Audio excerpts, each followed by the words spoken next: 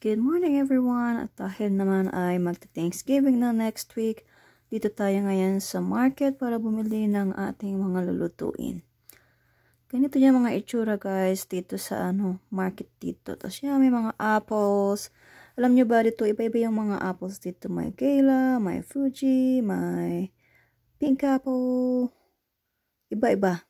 Sa atin kasi alam natin yung Fuji. Pero dito mas marami.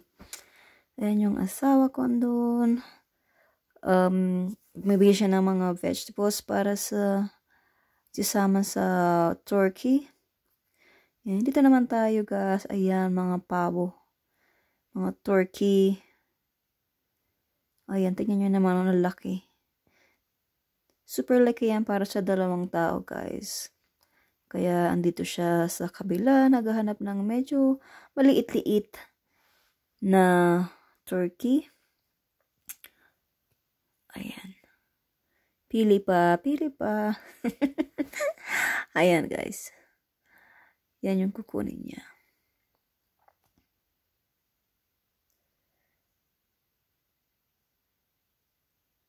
Ayan. Dito naman, guys, marami mga cake, bread. Sarap tignan.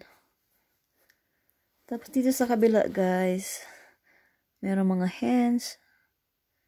Ang liit. Doon sa section na yun, mga meat section yun. Merong lamb, pork, beef, chicken, iba-iba.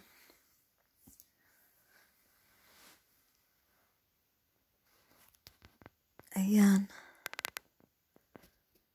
Pagka mag-Thanksgiving dito guys, ang dami mga sweets na pwede mong mabili. Basahin niyo yung anong tawag doon? Toppings.